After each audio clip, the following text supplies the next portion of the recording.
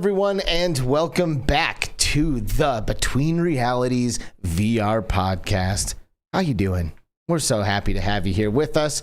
It's a live episode for once. I know, right? It's pretty amazing. We are here in the studio live. Only 1 or 2 minutes behind schedule. Yes. Which is pretty miraculous. Yeah. There was an OBS update yesterday, so I did it, of course, and now OBS having problems. I apparently can't stream and record live anymore. So, we're not recording, so. Oh, man. Yeah. That's a new thing. I know. Right? Thanks, OBS. Well. Yay. Well, whatever, though. It is what it is. It is what it is. We made it happen, because we have wizards over here. Well, we have a wizard over here. Oh. That's Skiva. He's my co-host of this show. I'm Alex. Alex VR, if you want to be official and formal about it all. Thank you for joining us. We're really excited. We are tired. Yes. There's so much going on right now. It's nutty. It is. But great. Nutty but great. It's just exhausting, just a lot taking our attention, and a lot of traveling and a lot of cool stuff. We'll get into some of that. Yeah, how have you been, dude? Good.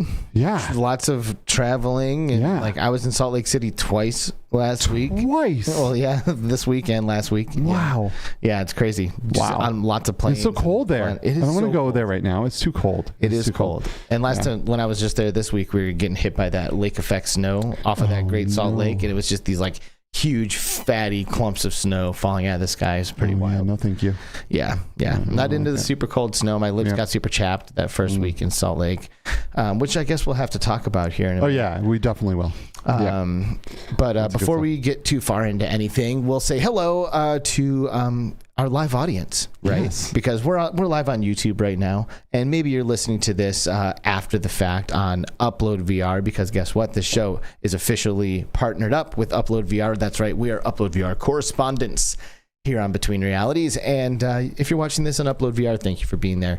We also have audio listeners on Anchor and iTunes and Spotify and all of the other amazing podcast platforms. We love you guys too. Thank you so much. Thanks for thanks for making it worth Skiva's efforts for making an audio version of this. Yeah, this one might be late because I don't have a recording of this to do it. So I have to wait for YouTube to process it. I have to download it, and then I have to rip the audio. So sorry if you're listening to this one a tad late. Well, we love you guys. We really do. Yes, but we especially love our live listeners. So thank you guys for being here with us for the live show on this Friday, November 11th, Veterans Day, by the way. Shout out to all the veterans out there. Yes. Thanks for doing what you did. Thank you guys for doing what you do. Appreciate it. We love you guys. Yes, we do. Love our brothers and sisters who do the damn thing. Yes.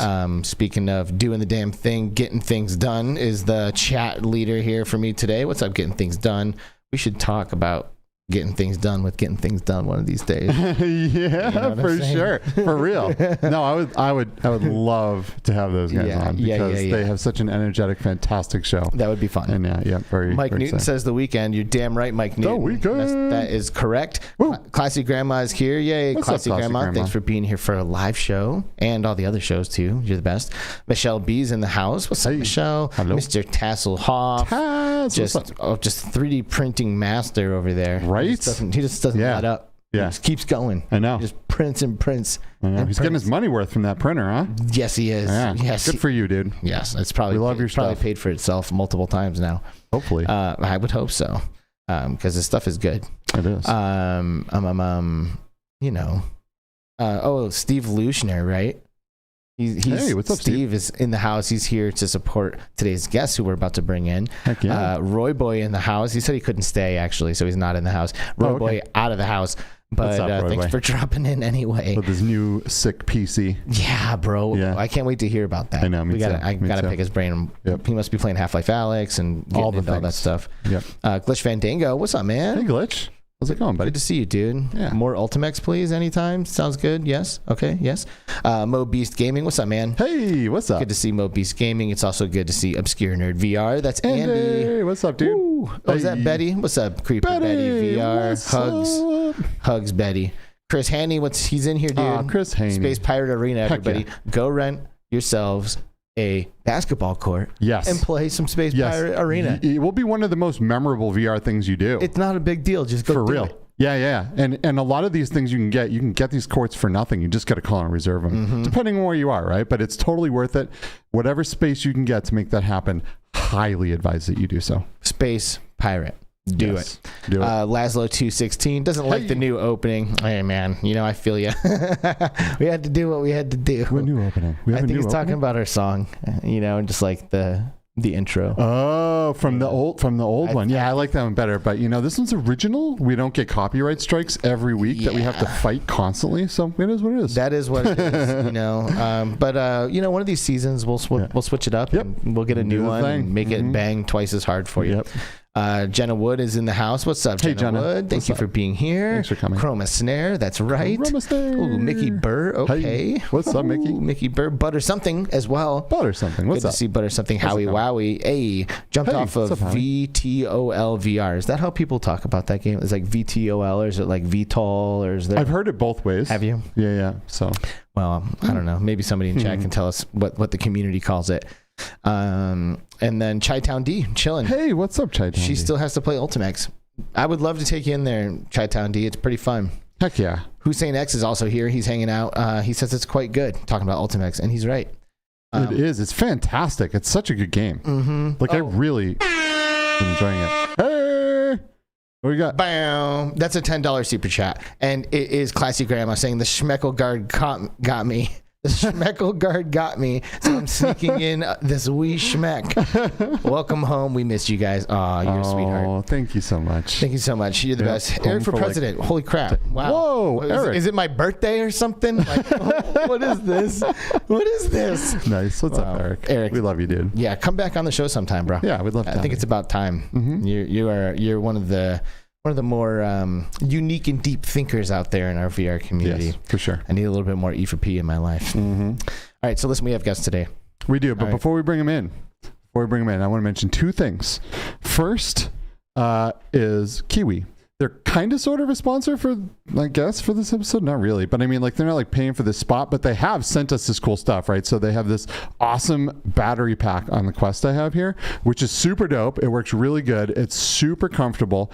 It swivels and pivots, and also this nice pleather facial interface that's here. And my absolute favorite part of the Kiwi accessory line that I use constantly on my Quest are these extended grips. These things are dope. They are so awesome. Like, I have big hands, but I've heard even for smaller hands, they're pretty awesome, right? And these things kind of go on like Knuckles controllers, so you can throw, you can do all the things, you're not going to lose it, but it's extended. It goes all the way down your palm, and it actually feels like you're holding on to like a really good controller. Fantastic for Beat Saber, all these things. Right, we like the Kiwi shit. We do. And look, it even without even taking it off, you can switch the batteries. Little battery door there. I don't know if you can see that or not, but you don't even have to pull them off to switch batteries. Super good stuff. We love Kiwi, and super happy to have them mail us stuff. Thanks for mailing us stuff, Kiwi. For real. Thank you, guys. I love the handles. Those things don't come off my Quest. I used the battery pack for an extended amount of time until I ended up using the Bobo primarily. But the Kiwi one is awesome. It's fantastic. And everything that Kiwi does is good. So thanks, Kiwi. Really, you guys are cool. Yep. The other thing we did want to mention too is that the Fivers Immersive Film Festival is happening right now. In LA? There is some stuff happening in LA, but it's also online where you can go online. It's in Discord. It's in VR, right? You can go in and watch full 360 and interactive videos and pieces of art. And it's really, really, really cool. And if you guys ever... Karam. Yeah, you beat me to it. Karam Maliki Sanchez is one of the most profound and amazing people we have in our community. Just absolutely amazing person that's like... in it to win it with VR and wants VR to be everything we want it to be. So. And that dude is heading up the Fivers Festival. So if you saw that episode that we did with Karen back in the day, he's the real deal. He's the one that's responsible for making that Fivers Festival happen. So, goodbye association, right? Yes. Hey, Wolf Raza, good to see you, dude. Hey, What's Try up? Wolf. Try Hard Wolf VR. Try hard. Ow. What's up, tribe? Love you, buddy. Good to see you, man. Okay, so anyway, can we please bring our guests Yes, on? absolutely. Right, thank you. So absolutely. Let me lower our screen here. We've got a couple of guests here. Guess what? They have their own show, right? They do. I always love when we have an opportunity to bring on other VR podcasters. I know, me too. Feels like we're all kind of cut from the same cloth. Yep. And, you know, it's usually pretty smooth. They like to do the thing we like to do. We know their audio quality will be good. Right. Podcasters. Yeah. Amen. Yeah. Amen. So I love it because these guys are keeping the spirit of Oculus alive with the name of their podcast, Let's Talk Oculus. Joining us are the hosts of Let's Talk Oculus. It's Dan and Samson. What's up, dudes? Thanks for joining us. Hey, guys. Hello, hello. Thank you for having us on. Absolutely. Thank you for coming. I feel like we've been talking about doing this for a while, and we finally made it happen, which is pretty awesome. Kind of nice to be on the other side of things, because we're always, you know, the ones in the chair, like maybe interviewing guests or just talking amongst each other, and it's nice to just, okay, I don't have to make a script or anything for this podcast. I can just sit back and relax and just talk some VR. Isn't that amazing? Right? We do some other shows, right? We're on the Crewcast with Gamer Tag and Sally's Bradley and like a whole bunch of amazing people, and we just show up, no buttons to push. You know, we talk when we want to say stuff. It's pretty awesome. Yeah, that's so a pretty big one to edit too. That's got like 9 screens. Yeah, it's like the Brady Bunch. Yeah, for sure, for sure. Dude, everything that we do, we try to not edit. Yes, it's like we're just gonna like get in there, boom, like do it, like put a bow on it at the end, and like that's it. Yes, for sure. And the editing we do, because we do edit each show, but it's usually only to cut off the beginning and maybe beep out any that happened. Whoa, hey, calm down. Jeez. 13 over here, you know. Yeah, jeez, man. So that one was pre. Just so I don't have to do it later. Boom. There we go. Okay.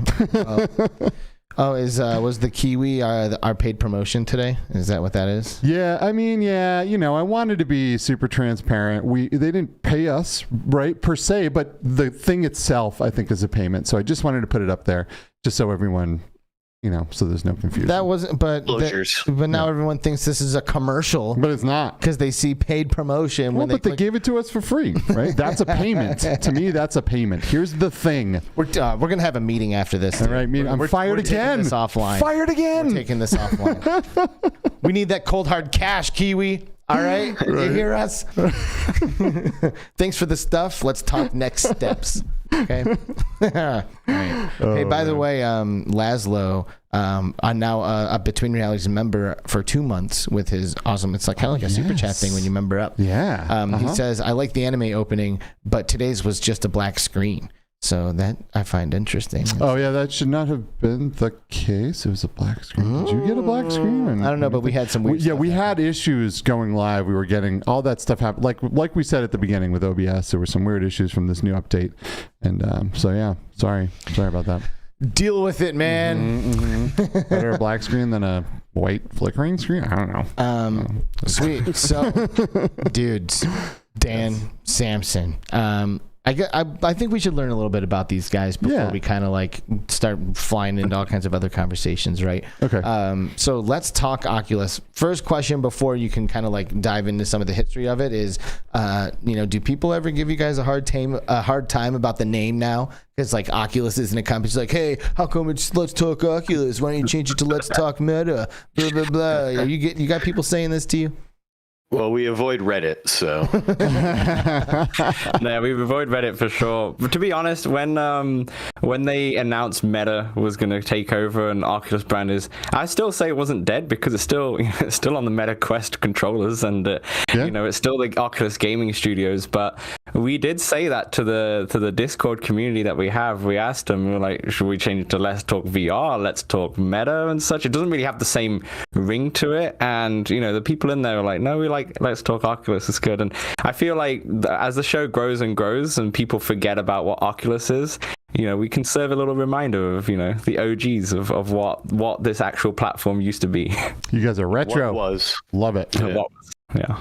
Well, I don't know. I feel like Oculus, though, like that word, like they did ditch it at like the absolute worst possible time. Yeah, because it had just hit in that like critical mass where like people use the word Oculus when they mean to say VR headset. Yeah. They're like, hey, hand me the Oculus. And it's like, I have an HTC Vive Pro at an arcade. You know? Yeah. Like, that's just like the word that is used. Oculus is now VR. Right. Which is wild. So it's, I feel like that is going to be, people are going to call it the Oculus for like, forever, you know. Well, Oculus is more known than Quest. Like they just don't. The Quest name isn't as known as Oculus, and even people. I remember seeing when the Quest Pro came out. In my work chat, you know, this is completely from people in my work chat when it comes to the gaming channel. Not big fans of VR whatsoever, but they always say, "Oh, I heard this Oculus Pro, which is like $1,500." There's always using Oculus, and even what was it? The Joe Rogan podcast with Mark Zuckerberg. He still called it the Oculus thing. Right to Zuckerberg's face. It just goes to show you. It goes to show you that they had accomplished what almost every company tries to accomplish with their marketing. Like they became this name that everyone knew. People didn't know virtual reality or VR. They knew Oculus. And what did they do? They threw it out the window. 100%. It was like how my mother called my PlayStation and Xbox Nintendos growing up. Yeah, there you go. Yeah, exactly. But you guys didn't throw it at the window, and that's what I'm getting at. I think it's great. I think some of us need to keep that Oculus name alive, and I'm happy to see it in the title of the Let's Talk Oculus podcast. Tell us about the origins of the show, right? Like, how did you guys meet? How did this thing come to be, and where are we today? Okay, I feel like I should start off the story and Samson continues it, right? So essentially, I started a YouTube channel called Playtest VR. I started this right when the Quest 2 came out. And one of my like biggest, I would say most active subscribers was Samson, as you hear. And I used to, when I created a video, I used to post it on Reddit all the time, getting all that crap from Reddit people, obviously. But Samson would hit me up on Reddit and talk to me a bit about it. And it kind of even told me to do a Patreon. He said, do me a Patreon so I can support you, essentially. And Samson was my first Patreon for the YouTube channel. That's lovely. Which was really nice.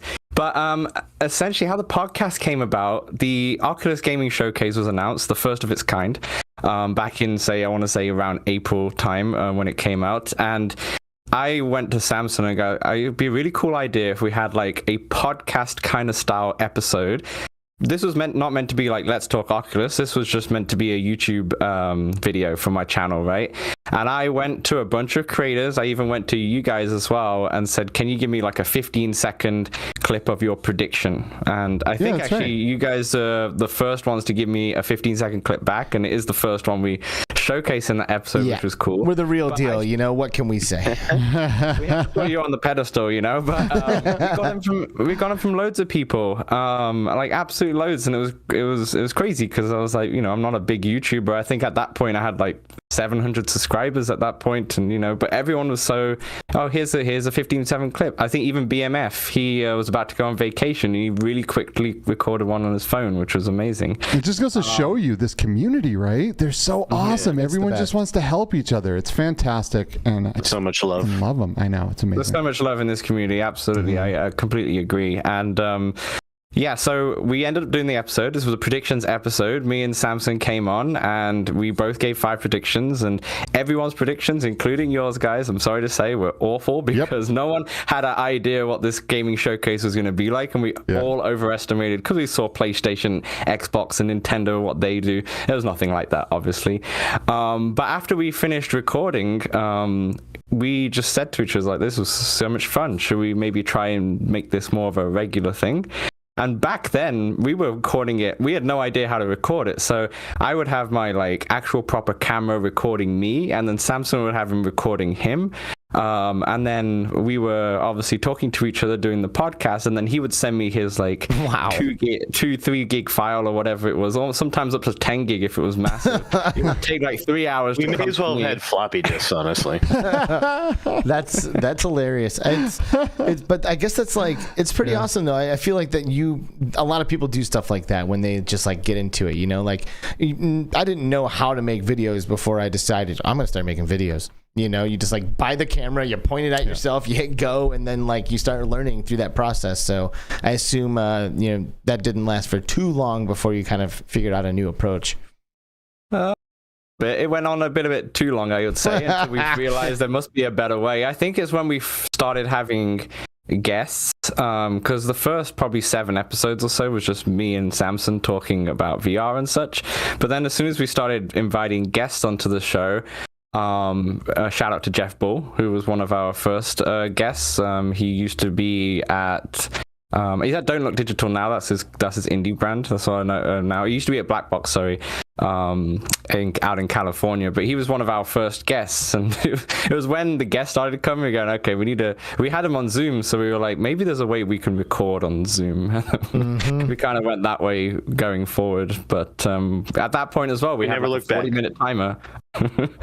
No, we had a 40-minute timer, and after 40 minutes, I used to ask the guests, all right, we're going to log off, log back in, so we have another 40 minutes, and we go, hold on, why don't we just pay for this thing, because we're going to have guests on, and it was much smoother experience. But that's the beauty of just creating, right? You do me and Samson have never done anything like this, so we just rolled what we knew, and here we are 62 episodes later.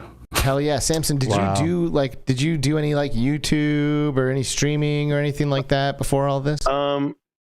I dabbled when the Quest 2 came out in streaming some random games here and there. Never really kept up with it consistently. Found Dan's channel among the mass of other channels, enjoyed it, and just pestered the hell out of him until eventually he brought me on. Nice. Man, that's the best. And fun fact, did you know Samson was one of our Patreons for a very long time and supported us throughout all the beginning of everything we did too. And I noticed your name and a lot of different Patreons, and like you're one of the amazing VR community members that we talk about all the time, right? You're there to support people, and that's why I love you guys. So got to spread it where I can, Absolutely. We're all out here just trying to support each other. Yep, this is very true. Just to echo that as well, this is why in our, obviously we have the podcast, but we have a really good Discord community, and that's all Samson. If it wasn't for Samson, I don't know how I would do the Discord at all, because I had no idea what I'm doing. So he's a community man right there. So props to Samson. Beautiful. Yeah, I'm more focused on the Discord community side, and Dan does the editing and that end of things. Nice. Very cool. It's great to have two people, right? Like you each do stuff, and then it comes together, and you have this thing, and it's awesome. For sure. And if one of us is busy, the other one can kind of take over. It helps. It helps. Yeah, that's good. It does. Yeah, we do have an awesome community, and one of the reasons why we're so exhausted right now is because just last week we were in Sand Lake City. Sandy Lake? Pepper Lake City? We were in Sandwich Lake. Salt Lake? Yeah. Salt Lick? Salt Lick? We're in Salt Lake City. And,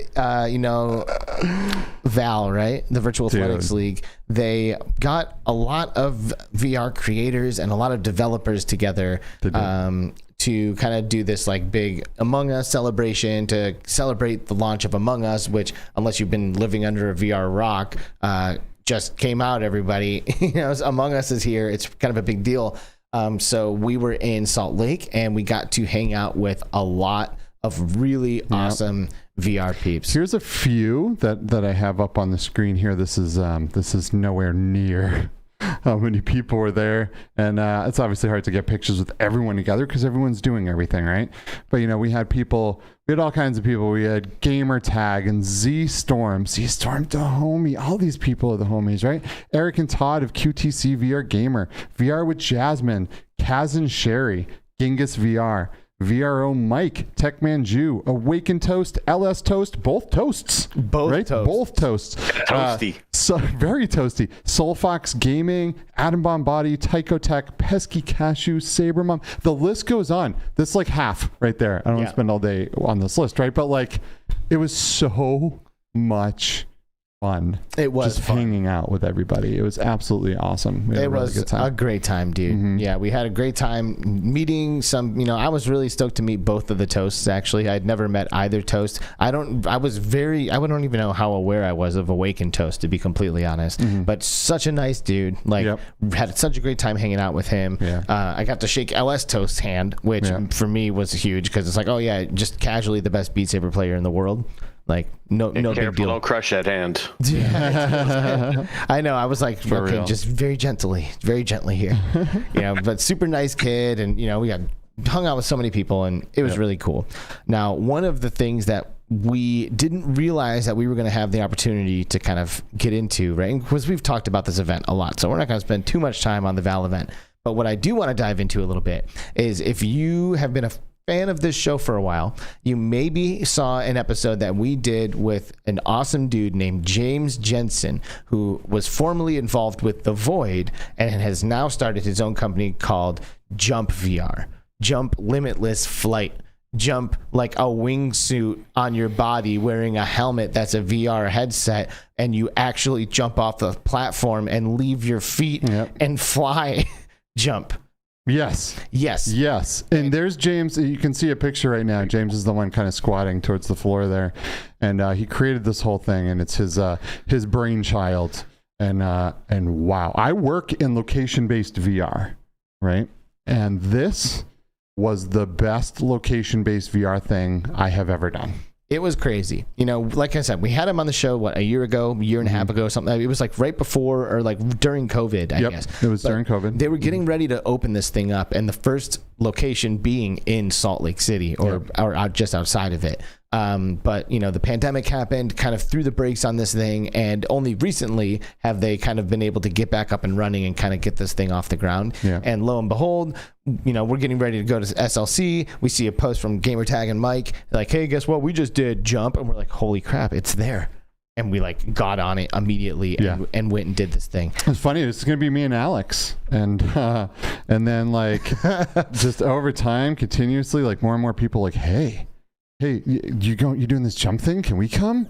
And it ended up being 10 of us, which is pretty awesome. It was VR with Jasmine and Kaz and Sherry and Adam Bombadi and the Q2C guys and Tycho Tech, and we even had someone from Zenith come with us. Fantastic! It was so absolutely amazing. It was awesome. So let me set the scene for you a little bit and kind of explain what this is like.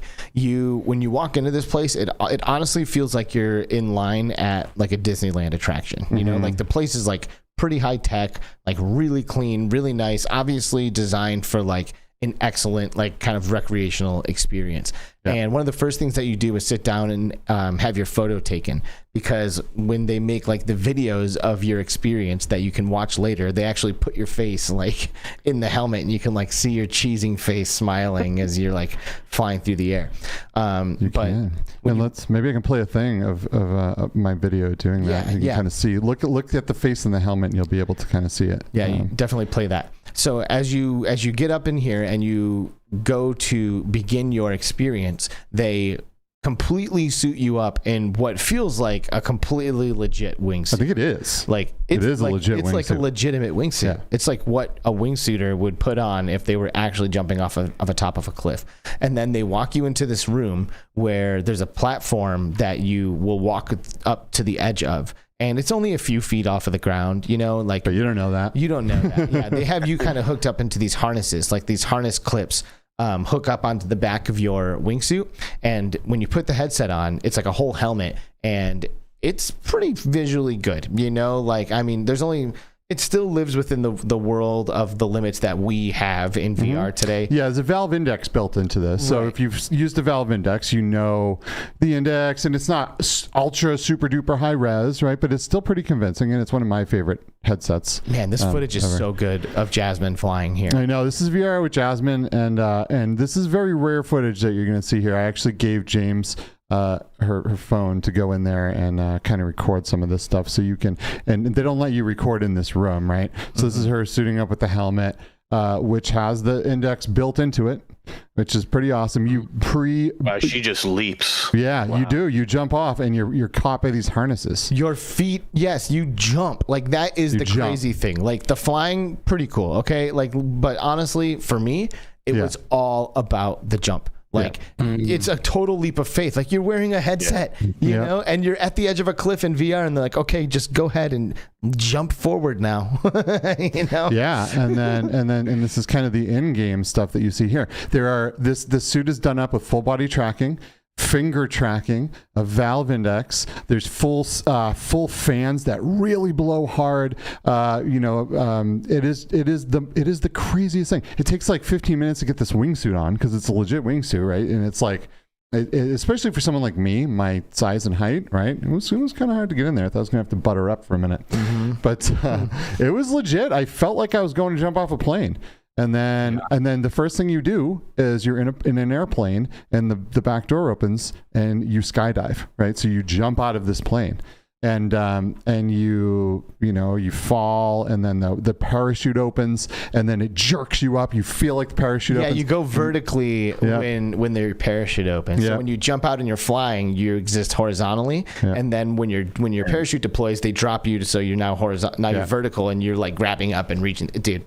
Yeah, and then when the parachute goes off, you have the handle, so you can kind of steer your way down, and then you land on the top of a mountain. And then after that, then you walk up to the edge of that, and you feel the edge of the mountain, and your feet are kind of they're on the edge, and there's the dirt kind of falling off, and rocks and pebbles are falling off the edge as you're putting your feet there, and it's really convincing. And then you jump off the mountain, and you wingsuit down the mountain, and it was wild. How long is the experience?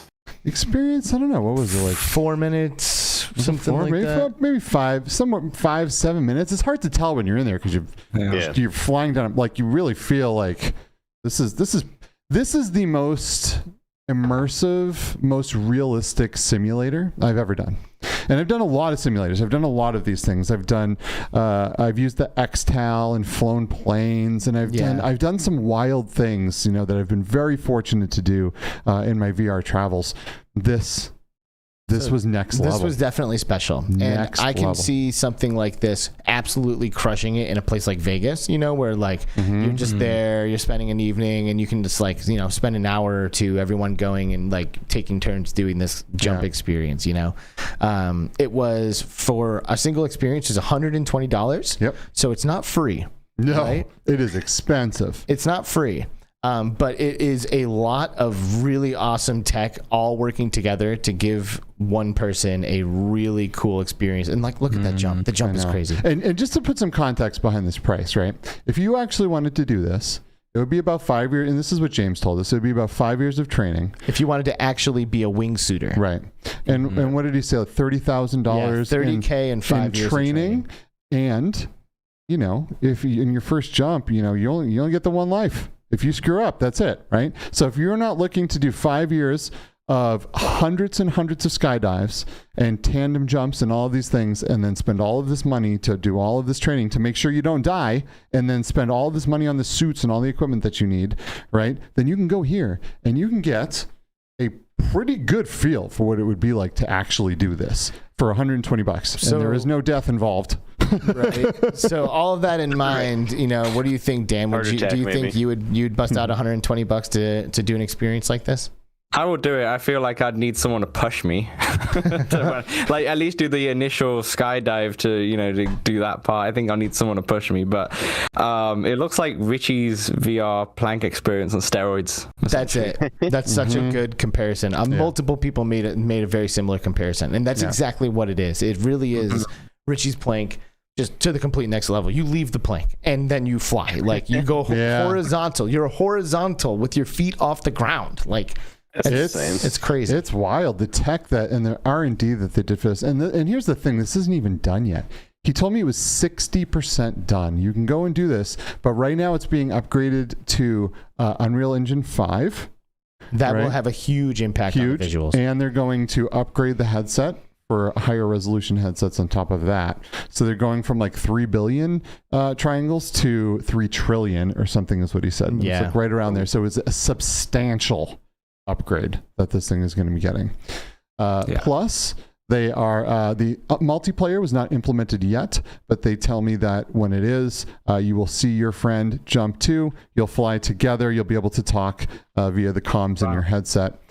So that's pretty rad because we were all there together doing these things together, and it would have been fantastic to see my friend jumping as well at the same time.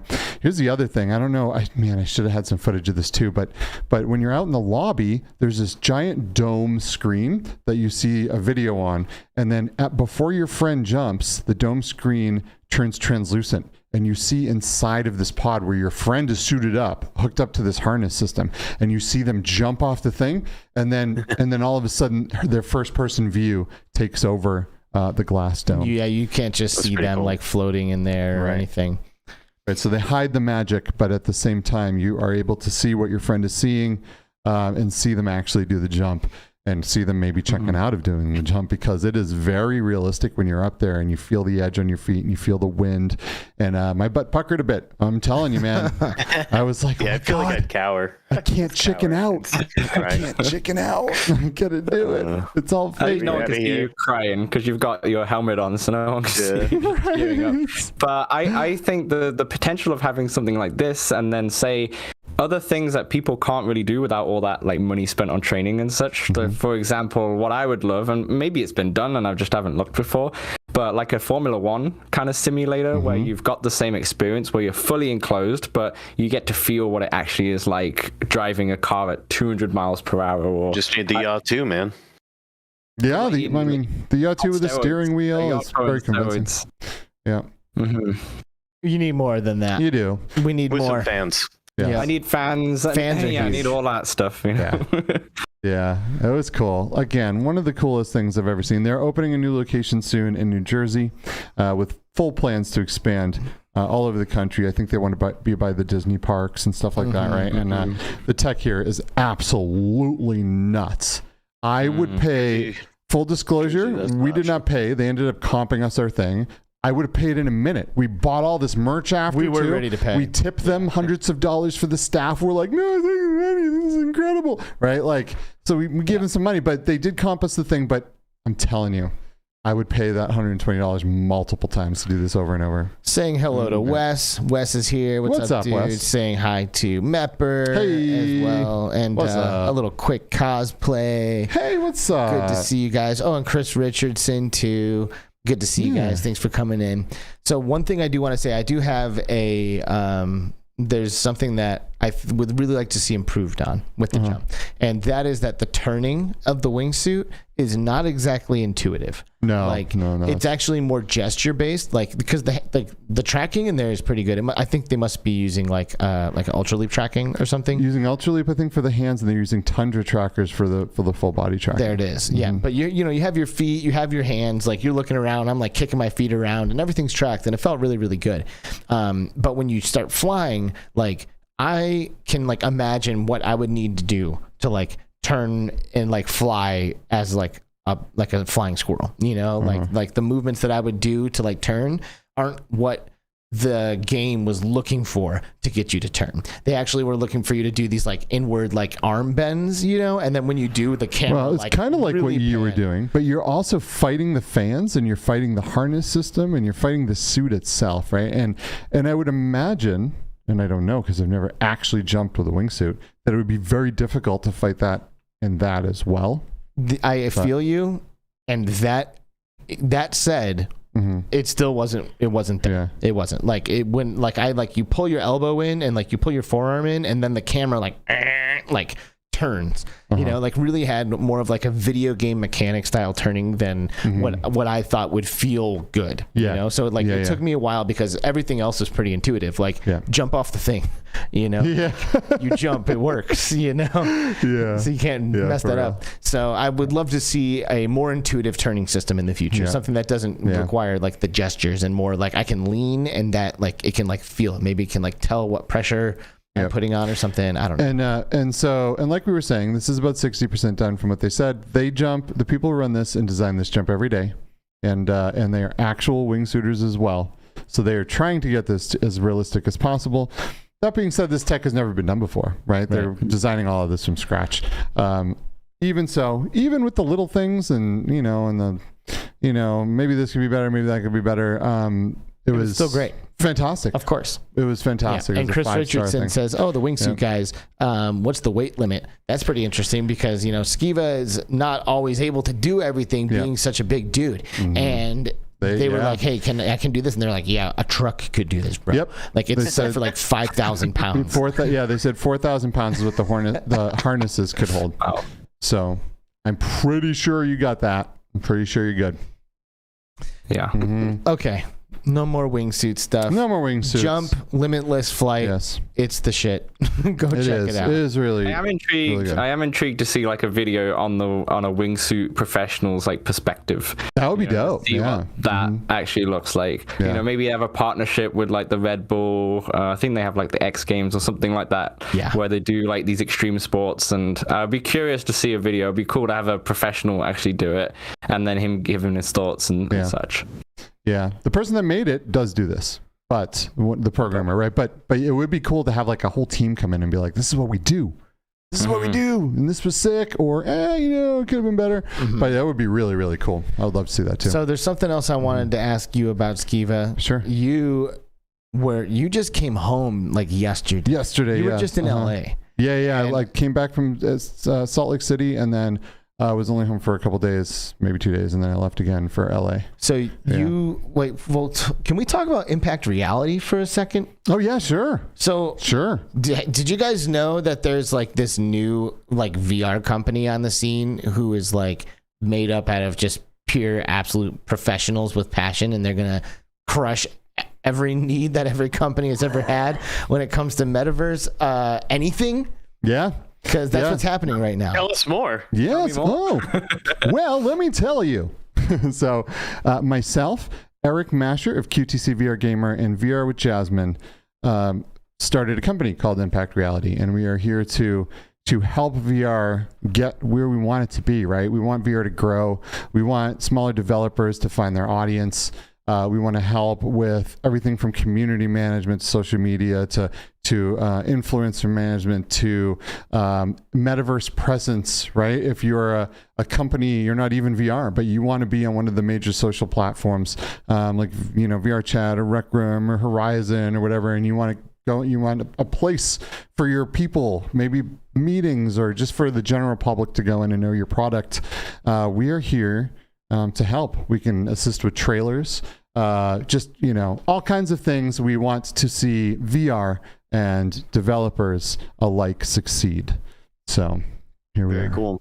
Congratulations. Thank you so much. You and them, and I think you guys have a great team. Thank you. And I am super, super excited to see what you guys end up accomplishing, because the three of you guys all pulling all of your resources together, like there's no way. I mean, we know people. We know a lot of people. We know a lot of developers. We know a lot of influencers. We have like Jasmine, for example, worked on the Quest Pro. She was an engineer and led the project for all the facial tracking and all of that stuff.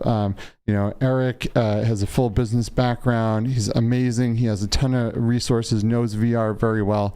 And then there's me. So I don't know. And then there's Skiva, whatever I do, the VR god.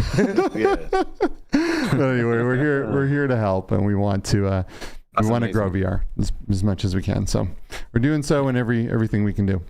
But that being said, one of the things that I worked on recently was there is a game called Arcaxer, and this is an RPG game, and it's really, really good. So this game is first person and third person. It is you are kind of going through like these dungeons that are dynamically what do you call it? Procedurally generated. Thank you. Had a brain fart for a minute. And you got to reach the top, and your character's kind of like this it's kind of made of all of this data that all these companies take that have been leaked onto the internet, and it's this really cool concept and story, right? But this is a really cool game, and me and Jasmine and Ashley Riot and some people in the VR community worked on getting this published in the Oculus store, and did some marketing, and we did some good things. But this game launched finally officially on the Meta Store, and so I went to LA and we had a launch party, and it was fantastic. Nice. And we celebrated the launch, and it was absolutely great. And there was some really cool things there. like they had this really cool video wall, which was actually 3D. So everyone at the party was able to put on 3D glasses and kind of see this massive wall in full 3 dimensions, so they didn't even have to be in the headset, and then they could go in and they could play the game. Now we un-3D'd it just to get some footage, right? So it's not all blurry when you're looking at this, but it was so cool, and the people there were absolutely amazing. So we had a really good time, and this wall like rivals the one at the Meta store, bro. Oh, it's way better. It is so much higher resolution. It looks amazing. Killer. It is so good. And my phone's camera did not match the camera. I mean, did not match the screen's shutter speed, right, or whatever. So you see the lines going down, but that's not how it looked. This was ultra high def, and it looked absolutely nuts. And the 3D was perfect. It was so cool. But there's a few of us there. VR with Jasmine just left before we took this picture. But you see, I dragged Tribe Grey Wolf along with me, and there's Ashley Riot, who was a community manager for Pistol Whip, and now is the COO of Andromeda Entertainment. Who are making great games. And then you have the developers there, Anthony and Aaron, and some of the guys from the publishing studios. And it was great. It was fantastic. We had a blast. We showed a lot of people VR, and a lot of people were there to just celebrate VR and Arcaxer. And it was super awesome. Have either of you guys had a chance to play this game at all? Yeah, we had it on the podcast. Yeah. Yeah, of course you did. Yeah, yep, I remember. 2 weeks ago. Nice. I spent a few hours in it. It was pretty fun. There's the little gnome guy that yes, in some of those battles, pretty hilarious. Yes, he is great. He reminds me of the gnome from Half-Life Alyx that I carried through the entire thing to get that achievement. Yes. I thank you for bringing up that gnome. That is one of my favorite things. The physics of this little gnome enemy are super hilarious, man. When you hit this thing, it bounces like a bouncy ball all off of every surface of the room. It's so good. I love the fact that it's third person and first person. It's just, that's the power of VR, right? These third person like RPGs that we've been playing for years, whether it's tabletop, whether it's on a PlayStation or something, and then VR like puts you in there. But then you have the option to do both sides of it, which is a really nice mechanic, I'd say. What's exciting you in VR right now, Dan? Is there a game that you are loving particularly a lot right now, or something that you are really excited to get into? I'm the most excited right now because I have the Quest Pro, and I've realized the best games to play on the Quest Pro are the really casual ones where you're either seated or there's not much movement involved, i.e. something like Walkabout where you're just putting the ball, but there's nothing crazy movements. Because I feel like when I've played something like The Walking Dead or something, because there's no light blocker at the bottom, it can nauseate you quite a lot. And I've read some people having the same. So just because I've been playing the Quest Pro a lot, I actually dived back into Moss because I actually never finished the first Moss, and I was like, I need to finish this game. So it's been like a bedtime game for me. I've been like sitting up in bed, just putting on the Quest Pro and just playing the story of Moss. Oh, that's lovely. So yeah. Definitely that. I like the more relaxing games at the moment, the more social games. I mentioned our Discord community before. We have a bunch of people who play multiplayer games. We normally do it every Wednesday. We actually did Among Us yesterday. But generally we'll play Walkabout. We'll go into big screen. So it's the casual games I'm looking for. In fact, I kind of want to just plug the last podcast we did. We had the folks, I think Daniel and Chris from Hangout Games. Hangout Games is a game that's on the App Lab. It's totally for free, but it's their like take on Jackbox games.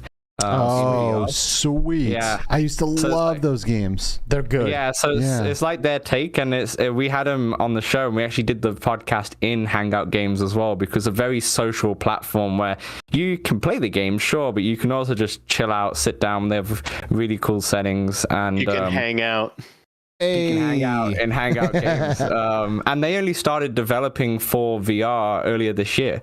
Like, this is their first title, and they're obviously continuously developing. It's definitely an App Lab game, but the concept of it is amazing. And yeah, it's those ones that excite me right now, is those relaxing social VR, kick your feet back kind of experiences. Nice. And still working on his VR legs. Yeah. Understandable, buddy.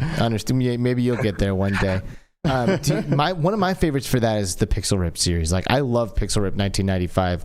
Do you have that game in your library? Because if not, that you need to play that one. I think you would love it. I haven't actually played that one. No, I haven't got it in my library. So were you a gamer growing up? Like, you know, I mean, I don't know how old you are, but like I grew up playing like Super Nintendo and like N64. Like, if you grew up playing those games, you're 1995, man. Like, that's a no-brainer. That game is so good. I was born in 94, but yes, I think my first proper console that I remember playing was the Mega Drive, which is the Genesis, I think, in North America. Yes. So that was probably the first, but yeah, I've gone back and played like N64, Super Nintendo and such. Yeah, I love those games. There's such a great nostalgia trip. Have you played Pixel Ripped, Samson? Samson, have you played Pixel Ripped? Yeah, I have not played through it, but given it, my real thing is I pick up games, I play them for a few hours, and then I just I move on and find something else. So I've never beaten the game, but I did enjoy some of that nostalgia. Nice. Yeah, it definitely hits that nostalgia right on the head, you know, like it has the old school graphics and, you know, I love it because like I said, it's like very relaxing. It's like if I'm just trying to relax and just kind of vibe on something for a while, I think this is one of the best ones for me. But it's interesting because like I get so absorbed in the game within the game that I actually do get surprised by the things that happen in my environment. You know, like in the very first level, you're playing this game in the living room on the living room floor, and your mom's on the phone, and you're like trying to distract her, or whatever. And then at some point, Dad comes home, and like you hear him like drive up into the parking like lot, you know, or like into your driveway, and like you can kind of hear him approaching the door, but then out of nowhere, like the door just like comes flying open and like he comes barreling in with like a Christmas tree under his arm, and I'm just like so focused on the game that even though I played this level like 3 or 4 times in a row trying to find all of the golden cartridges, it scared me every single time. Like I was just like immersed in the moment, and the door flying open like startled me every time. So it is definitely immersive. It's really fun, and yeah, it's a great game to relax to. I do love those like unintentionally scary moments in VR. That one hit me really bad in I forget the snowboarding game, but you start in the lodge and there's a dog. The dog's tail. Yeah, carve. Yeah, the dog's tail like wags, and I remember going over to it and being like, oh, like let's pet the dog. And I went to pet the dog, and the dog's head moved, and I jumped and screamed. VR is scary, man. Immersion.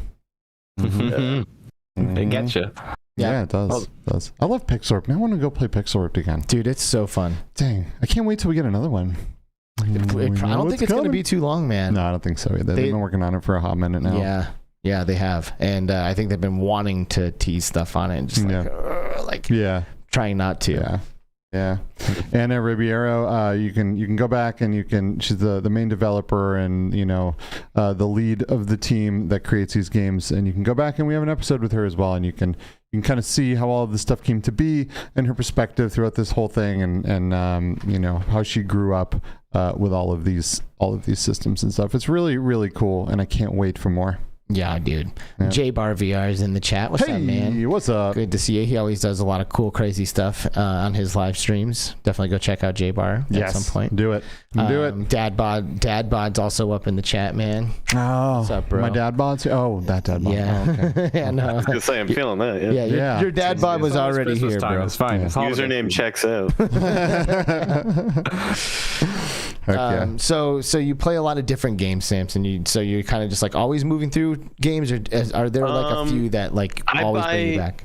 Far too many games that I just like don't have the time to get in, but I really want to support the people, you know, and try them. So I'll get in all of them, and then I have my go-tos. I play Synth Riders all the time. Nice. That's a great game. Yeah, it's pretty much my go-to for like working out. Very cool. And then Walkabout got me through the pandemic, man. That thing kept me and my friends together. My brother, he just calls his Quest like a mini golf machine, pretty much. Oh, Oh, that's great. I love Walkabout. It's good stuff, and their level design is amazing. And it's not, so I don't know if everyone knows this, but it's not just about mini golf, right? Like you can go in there and you can like hunt around for hidden balls that they have laid out all over the place, and some of them are really hard to find. And then once you find them all, you unlock the hard mode of the course, which is done at a nighttime scene. And usually the nighttime scenes graphics blow away the daytime scenes. Like I go in there and I'm always like, oh my god, this should have been the one that everyone sees first. Like it's really, really good. But then on top of that, once you get to the nighttime scenes, there's this whole thing you can do with these quests, right? Where you solve riddles and you go around and you look for all of these things and you do all of this stuff. And if you complete all the riddles, then you get a custom, like a specialized golf club. And some of those are really cool too. So that game, I've spent days with Short Stack, for example, where we just go in there and we don't golf. Like we just go in and we do riddles. You know what I mean? Great. And like now we've 100% of the game, you know, played all the courses. We've unlocked all the clubs, all the balls, right? And it's just like, and it's fun and it's social and we get to hang out and laugh and have fun. It's a phenomenal game. There's something that you just touched on, which I kind of want to jump on there. I've said this before on our own podcast, but there's the Seagull Stacks course, which is like, it's like a mountain, a snowy capped mountain essentially, right? And me and my uncle, so I'm in Canada, but my most of my family and my uncle's still in the UK. And I say still because I want them to come over, but that's another thing. But we were just catching up in VR, and what we weren't, just like you were saying, Skeever, we didn't play the course. We were just doing the fox hunt. You know, we were doing riddles, trying to get the club. But the amazing thing was that at the end of it, we got the club for seagulls, which is like a broom slash like a Gandalf staff kind of thing.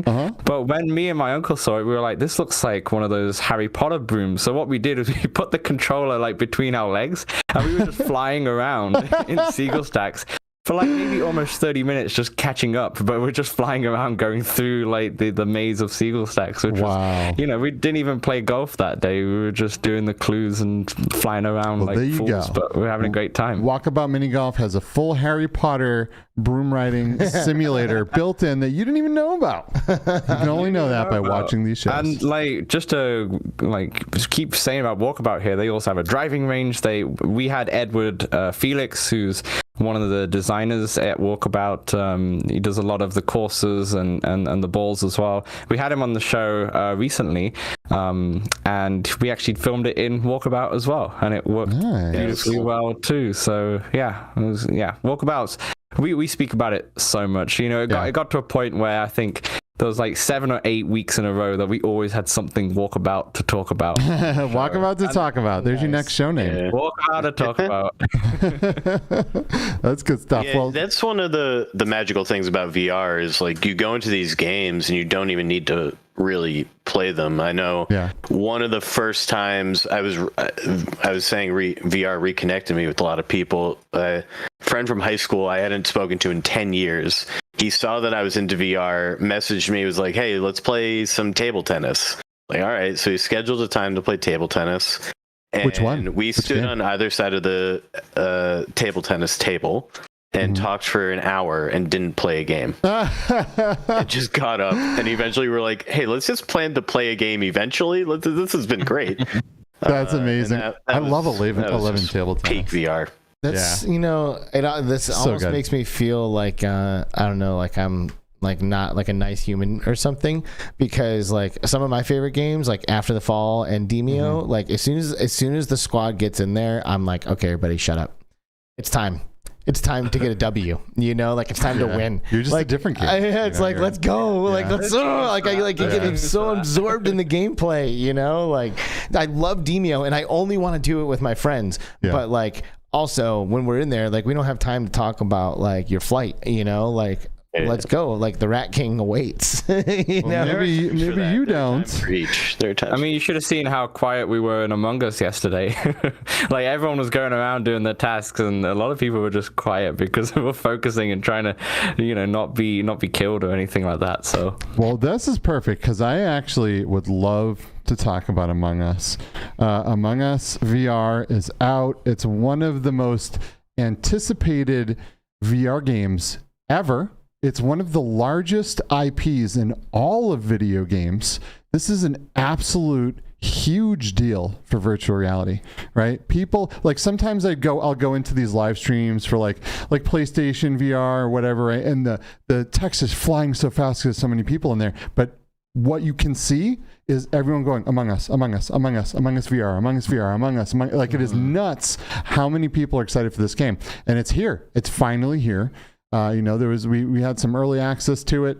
And got to play a bunch, and it's now available for the public. And this is absolutely phenomenal. This is one of the big draws to the Val event as well. Is it was one of the first times anyone had seen anyone playing this game, and it was a bunch of everyone's favorite streamers get together in the same room, and were able to kind of record all of this, and it was broadcast out, and it was absolutely phenomenal. But I've had nothing but good times in this game. What do you guys think so far? What are your thoughts on how they did? Did they do a good job with this? Flat Screen Among Us was one of my most favorite games. Also got me through the pandemic with a group of friends. So I've put in hundreds of hours into that one, and I was really looking forward to the Among Us VR, and it doesn't really disappoint. I really enjoyed it. I think it's got some places to go. It could use, probably another map, a few other things here and there, but I was really enjoying it, especially with the group from the Discord. Does the actual Flat Among Us have another map? Yeah, there are 3, maybe 4 maps in Flat Screen. Okay, I didn't know that. So I never played the flat version, but what I have, because I really only have time to play VR stuff, because it's what I'm doing all the time, right, is VR stuff. But I have played all different versions of VR Among Us. I have played the VR chat version, the Neos version, which I still actually prefer the Neos version over the official version. And it's really only because of the art style. Like, I like the art style here, and it's good, and this game is a blast, and it looks just like the flat version with its art style, right? But I like the dark kind of almost scary version in the Neos version, right? And it's really, really cool. But I have been loving this. I've absolutely been loving Samson, it. as a player of the flat screen one, what in your from what you can tell is like the biggest diversion from the original gameplay? Like, where did they make the biggest impact?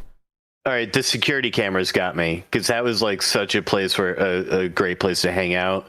But I get you probably can't like handle that on the Quest. The admin table, I thought that was really cool. I just stood in there for like half the game just watching people. I felt like I was in Star Wars, just like watching all the enemies walk around. I like that too. That was really cool. Yeah. That's pretty awesome. I was hoping that you'd be able to kind of see on the table them walking around in real time, and they just kind of like appear here, and then they disappear, and then they appear over there, which is kind of cool too. It has its own really cool effect. That is how it works also in the flat screen. Gotcha. Yeah. Okay. Can we play it soon? Like tonight or tomorrow or something? Yeah, we can probably hop in tonight. People are playing all the time right now. It's absolutely we were planning on hopping in later on after this pod. Well, maybe we can make something happen. Yeah, because there's a few people in the chat right now who are like, can we please play together? Let's go, everyone. Let's do this. Yeah. I think that's a fantastic idea. We should hop in and play. And I've been playing a lot, and it's really good. Like I've played a lot with Stacks and Tribe and Betty and just a whole bunch of people. Livinator and it's great. Can we like after the show maybe like figure out a time like in our Discord, like in the multiplayer section of our Discord? Absolutely. Get everybody interested. Yeah. Sounds great. Yeah. I'd be down, pretty close to after the show ending, because, don't have the recording for this to go do my normal things. So, I'll just be kind of free to do this until YouTube finishes processing the video. Boom. Sounds good to me. It's a date. It could use it could also use some setting, like in the flat screen you can change the kill cooldown, things of this sort. Oh, like there are a few finer touches that could be added. Sweet. Well, hopefully they do. I'm sure. I mean, Shell Games is pretty awesome. They put out pretty good stuff. I don't know how they do as far as like implementing community feedback, because most of their games are kind of like single player games. You know? Like this must be their first multiplayer game, right? Yeah. At least the only one I can remember.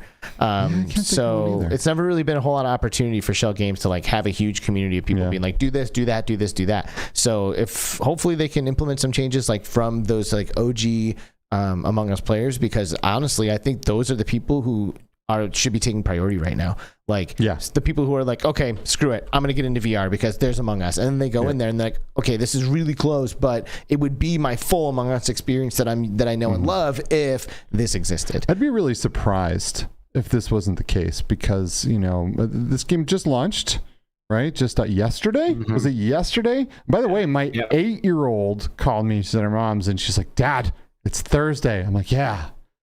She's like, Among Us came out today. I'm like, oh, I'm so proud of you. My 8-year-old, my 8-year-old girl, she knew that Among Us came out that day, and she was stoked. And she wants like you're gonna get a Quest Pro for Christmas this year. Yeah, I'm getting my 8-year-old a Quest Pro. Oh my god! You know what's funny is when we were at the Val event, we were chilling. I was chilling at the hotel with Masher and Jasmine, and I played the coolest thing on the Quest Pro. And I didn't even know this was the thing, right? But it was another Shell game. So I Expect You to Die has a version of the game called Home Sweet Home. Home Sweet Home, and it's a full mixed reality experience where your room that you're in becomes the room that you're trying to escape from, and all the puzzles are happening and vents are opening on the walls and the gas is coming out and you're trying to find valves, and like it was so cool. Nice. It was so cool. I was like super shocked.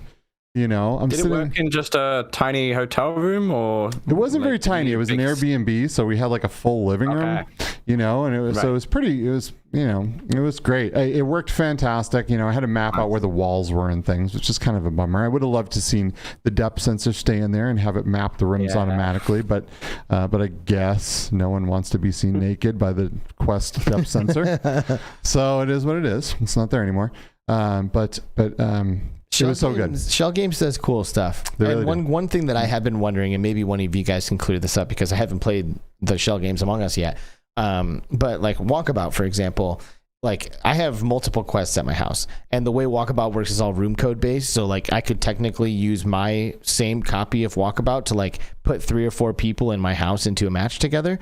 Is Among Us like that potentially, or does exactly the same? I think, because it uses room codes. So I assume like if I have 4 quests, I could put 4 people in. Like that's what I want. Like I'm hoping. Good question. It is room codes. It is room codes. Yeah, maybe. If anyone in the chat happens to know, that would be awesome. That would be cool. If that was the case, then I could like throw my wife in a headset, or like invite a couple buddies over and like the 4 of us all go in there, or like something like that. Because now, I've got a collection of quests going. Yeah, for real. We both do. We both littered in quests, which is, I guess, a great problem to have. Oh no, we have too many VR headsets. I know, but like, there's not a lot of games that I can like, Walkabout's like one of the main ones that I can think of that like would make sense. I can just put a headset on multiple people in the same house, Yeah. I do that in After the Fall, actually, and it's not because you can play into the same account, but I have the Steam version, I have the Quest version. And so we'll have multiple people here, and we'll all play. Which, by the way, I've been wanting. I want to trade one of my Quest 2s with you. I feel like that would be a smart decision. Oh, so we both have one of each other's accounts. Yeah, so we will. Yeah, exactly. So like, if I had some, like, I don't know, if I want to like play Beat Saber or something like that, I could. That's a good idea. Let's do that. Versa. Well, let's just we won't do that, Meta. No, we absolutely won't. No, let's do that. Yeah. Does anyone want to trade a 64 gigabyte Quest 2 with a bigger version? Hey, see, there you go. All it has on it is Medal of Honor, and that's it. Yeah, right. Really loves Medal of Honor. You're speaking facts. Medal of Honor is my top 3 VR game by far, and I know a lot of people don't like it, and I think that's just because when it came out on PC, it didn't run well. It didn't. Well, not say it didn't run well. It ran inconsistently with different PCs / hardware and such. Because I actually have a video on the Playtest VR YouTube channel, and I run it through a Mac Mini on Boot Camp with an eGPU connected to it on like a budget thing, and it's worked like a dream. Wow. And it worked. I was like, I don't understand why people have got like proper PCs and it works fine. It's a very inconsistent game, and I think that's why it's not as well received on the Quest 2. It's definitely one reason. Definitely one of those things. It's not a perfect game, but it's one of the most immersive games I've played. I've been in I have obviously in my living room, I kind of put things away, and when I play that game, I'm literally on my knees, ducking behind cover and everything like that, and I have a blast. I have an absolute blast with that game. I had a lot of fun playing that. I played almost all the way through on the PC, and I played almost all the way through on the Quest as well. But it wasn't a game that got me to go back in and like, I have to finish it. I kind of like the multiplayer. Like, I enjoyed the multiplayer in that game. Good. There's like different game modes, and it was like pretty fast, and like I like had a smile on my face when I was playing those multiplayer sessions. Yeah, it was pretty neat. I mean, you know, I think it's very underrated, and like you were saying, if it had a better launch, it would have absolutely done better. You see, launches can really kill a game. Launches, it's like first impressions on a person. It kind of can break you, you know, because I've seen a lot of flat screen games like No Man's Sky, for example, that was absolutely awful on launch, and still only like a niche community really liked that game. And that's one of Skiva's favorites. I love that game. But that's the thing, it's not as well known anymore just because it just had a bad launch, and it disappointed a lot of people. So some people have just not bothered to go back, and it's a real shame because they've updated it, they've made it much better, it's now 100% playable. It's not even much better. I have loads of examples for that. A completely different game. Like, it's not even close to the same game as it was. Like, it is so far different. Just every part of that game is fine, you know, has been refined and tuned and just changed and made absolutely amazing, to the point where it can be almost anything you want it to be. You can go in there by yourself and you can feel the vastness and the aloneness of space, right? Or you can go in there with a whole bunch of friends. You can colonize an entire solar system with just your homies, right? Next to another solar system that's colonized with other people. And then you can go in there and battle each other and steal each other's resources. And you can go in and you can find colonies of aliens, and you can either make them like worship you out of fear, right? And like bring you resources and do all these things, or you can be nice to them and they'll love you because, you know, because you're this you know, awesome alien guy, and you're bringing them stuff and you're helping them build their community, and their, you know, it's so good now. It is so good. Dude, it's going to be a launch title for the PlayStation VR 2. Like, you can play it on the PSVR 2 as a free upgrade if you already owned the game before on PlayStation. Which is, to me, actually insanely exciting. I don't know if I actually own it on PlayStation, to be honest. I definitely have it on PC. I have it on both, yeah. But I don't have your PC, you know, and I don't have the Valve Index, you know, so like there's been a few things that have kind of prevented me from really like diving in hard to No Man's Sky.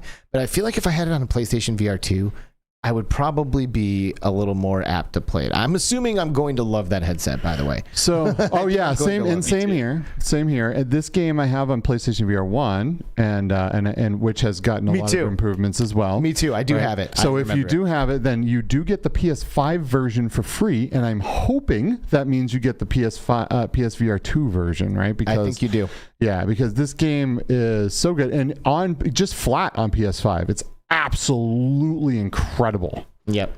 Is Let's Talk Oculus gonna be talking PSVR 2 in a few months, or what?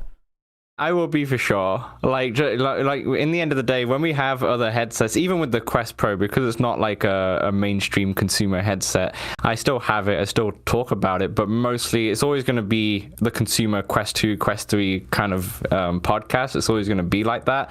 But obviously, it's not right for not just ignoring the rest of the industry and what's happening, right? And I think blue collar VR podcast. But I am very excited for the PlayStation VR 2 because I don't have a PC VR. That setup I just said for Medal of Honor. By the way, I just saw the chat. A lot of love for Medal of Honor in the chat, so big up Medal of Honor. Nice. But I don't have the PC VR headset setup that I used to have. You know, I don't have this Mac Mini. I just have a MacBook Pro just because I'm a very Apple user when it comes to the computers. So I don't have a PC setup, but I have a PS5, and I can't wait. I've been umming and ahhing getting a PC all year, but because of the PlayStation VR, I'm like, you know what? I think that's going to be my quote-unquote PC kind of experience, that AAA VR type of experience. So I'm very excited for that headset. And yeah, we'll talk about it, but it won't be like a main thing. It'd be more about, okay, now we've got this PlayStation VR 2. What kind of amazing features could we see coming to the Quest 3 because of it? Same with the Quest Pro. Like, I can see eye tracking being something on Quest 3 because of the foveated rendering. Facial tracking, not so much, but eye tracking, for example. So it's important to talk about other headsets, but it's never going to be a focal point. And I'm the inverse. I don't have a PS5, but I do have a PC. So I probably will not be getting this, at least not right off the bat. But I need everything. I need a PC and a PlayStation 5 and the Quest Pro and everything. I got that coming, so that's sort of I was like, I'm gonna try this. We're covering everything, but each of us are having separate different things. The only thing that's going to keep us united is the actual Quest 2 and Quest 3. That's something that both of us will always have.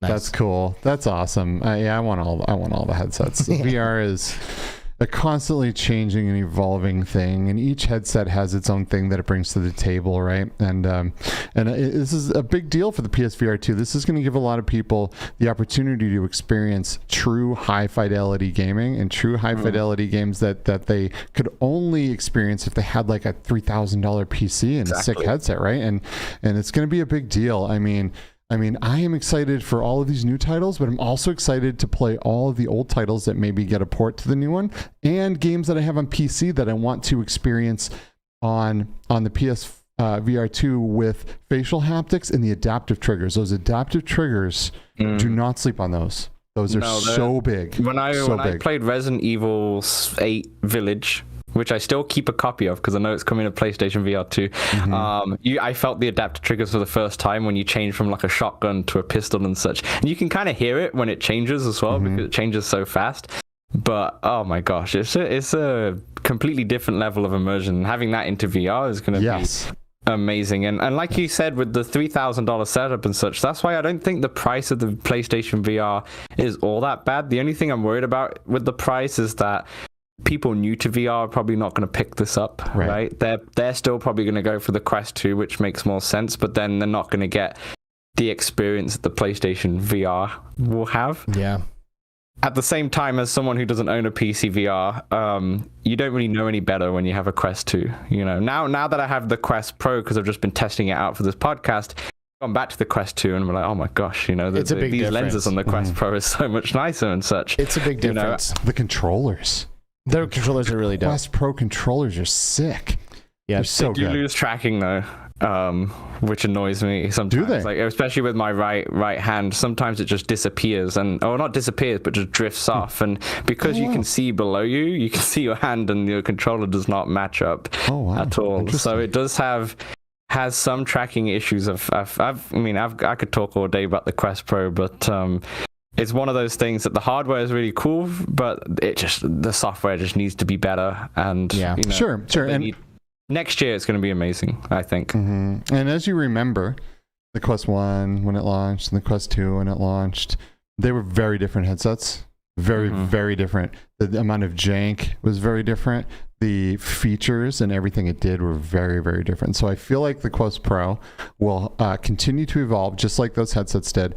A lot of the jank that you see with the controllers and some of the things with the visuals and maybe the refresh rate and things like that, I think are all going to significantly better. Right? Yeah, software upgrades, all that. Yeah, everything. Because the Verge actually came out with an article today as their review of the Quest Pro, and it's mainly negative. They don't like it at all. They give it a 4 out of 10, but it's a really interesting read. And I really like the Quest Pro, but as I'm reading it, I'm like, that's a problem. That's definitely a problem. But like 95% of it is all software based that could be fixed and in time. The only one problem which I could see is that the headaches that people are starting to get with the Quest Pro on their forehead. I think if you don't find the right placement, it can give you I've never had a headache, but it does. You can feel it on the forehead. Shout out to Kimberly in the Patreon. She was our first ever Patreon to Let's Talk Oculus. She has a Quest Pro and she has no comfort issues whatsoever. Nice. Comfort issues. Like, she's found that she did at the start, but then she's found the right spot for her head, and it's great. Well, I got a headache after using the pass-through for an extended period of time. I was like testing the color pass through with Demio, and I like played, I don't know, probably like 30 minutes or so, and I was like, okay, I think I'm good here. And I'm not talking a headache like head pain, right? Like I'm talking a headache, one that like exists on the inside of your head, like it was not like a motion sickness kind of headache. I'm assuming that it was because of the pass through. Like I don't think I'm comfortable in pass through for longer than a few minutes. I think the color pass through is way better than the black and white one, but I'm still not trying to live in pass through mode. But one thing that I thought was pretty interesting is that I attended my first work meeting using the Quest Pro for the first time, and we do that in Horizon workrooms, which I really like. That's amazing. I hate Horizon Worlds, just Horizons, but Horizon Workrooms is actually pretty awesome. It's phenomenal. And I got in there, and it was immediate reaction from everyone. Immediately, everyone's looking at you, and they're like, "Whoa, dude! Like, dang, okay, you're wearing a Quest Pro right now," because of the expressions on my face. Like they could like see me looking around. They could like see me like my lips were chapped, so I was like rubbing my lips together. Like, dude, did you just like rub your lips together? Like they can see my everything. So like everybody immediately turned. They were like, "Whoa." That's the same reaction when I invite people to a party from the Discord or something, and they come into my Oculus home. Then they can see, my mouth moving properly, or should I say? And they're always the same thing. They're like, "Whoa, look at that," and such. It's a big difference. It's a big difference. I do have issues with the productivity though. With Horizon Workrooms, amazing for meetings for sure, but when you're trying to work with 2-3 monitors, like there's like a Wi-Fi issue when it comes to the Quest Pro at the moment, which has been documented, but they said that there's a fix coming out later on. Immersed works way better, but it's still not like clear enough. Like your main monitor, obviously because I'm running Mac, with the Mac you have this like Retina screen, and you can choose that setting in immersed, and it looks clear as day. Like I can see everything perfect, just how I can see on my 4K monitor, which is a bit weird to see, but like it works perfectly. But as soon as you introduce like a second or a third monitor, these virtual monitors just can't get to that same resolution. So it's just not there yet, but you can see it. You can start to see it happening, right? And I think the next Quest Pro, which will probably be in about 2 years' time or so, because I think this one will have a quick turnaround just like the Quest 1 would. I think we're going to see what the vision is, in a couple of years' time. It really does feel like the Quest 1 in the Pro line. Yeah, because I was an adopter to that Quest 1, and I felt like every month or every 2 months, BMF was coming out with a big update, and I was like, wow, every update was significant. The hand tracking updates and all that jazz. It definitely it kept getting better every month. We'll see the same thing, The Meta has put a lot of R&D and spent a lot of money on this, and obviously changed their entire company name and strategy for this. So I don't think it's going to be any different. I think they're going to continue to refine this until it's kind of a lot more in line with what everyone expects and was hoping for. Because it's a pretty awesome headset. If it just happened to come out as the same price as the Quest 2, I don't think anyone would buy the Quest 2, right? I mean, there's enough there that it is a welcome upgrade to the Quest experience. It's an upgrade. It's like the PlayStation 4 Pro. It's increment. You don't need it. But if you really want to see what those features are like, you can go for it for sure. But and I just want to say that, this being an Apple user, there's a lot of people who say, oh, just wait till Apple headset comes out in 2023 and such. Apple also, when it comes to Gen 1, you kind of want to stay away from Apple Gen 1 as well, because it's the same kind of deal where I remember when the iPad Pro came out, and it was an amazing iPad, but the software was nowhere near what it is now, and it was just like, what's the point of spending $1,000 on this when it just can do what a normal iPad can do? So I can see the same thing. I think, this is not wait for Apple. This is wait for like 3-4 years before you really get that experience that everyone's dreaming about. Very true. Mixed reality headset. Yeah. So I don't know if anyone here remembers the very first iPhone, but it was nothing like what we have right now. There was no app store. You had what was there. There wasn't. You couldn't copy and paste. You couldn't record. You couldn't do a video recording. It was only photos only. Yeah. There was a lot of things that that you just had to be able to be forward thinking about, right? And that's what and they're not pretending that this is going to come out and be this huge thing. This is going to be an expensive dev kit for people that want to create for the next versions of this headset. This is going to be very, very pricey, but it is going to be pretty awesome. But the thing that I'm really excited about the most is Joe and Sally Walmart walking into the Apple store. They're getting the next iPhone. They're picking up their newest laptop and like, oh, what's that? Let me try that real quick. And they just walk out of there with their life changed, or just knowing that something's going to happen in the future that is just going to be different. And this new fundamental tech, they now have their eye on it. It's now on their radar. When before they were like virtual what? VR what? And now they're going to be like, oh, I tried that and I see where that's going. Mainstream. Yeah. But, exactly. Yeah. And another thing as well, the Quest Pro controllers, amazing as they are, they can't really do much more different yet. Right. The haptic feedbacks and the triggers and such, nothing really supports it at the moment. I'm hoping Walking Dead, when it comes out in December 1st, because that's going to have haptic feedback support when the PlayStation VR version comes out. I'm hoping the Quest version in December does have a haptic version for Quest Pro. That would be nice to really feel what these triggers and the pressure sensor on the side and everything looks like, because as nice as they are, they're nice and weighted.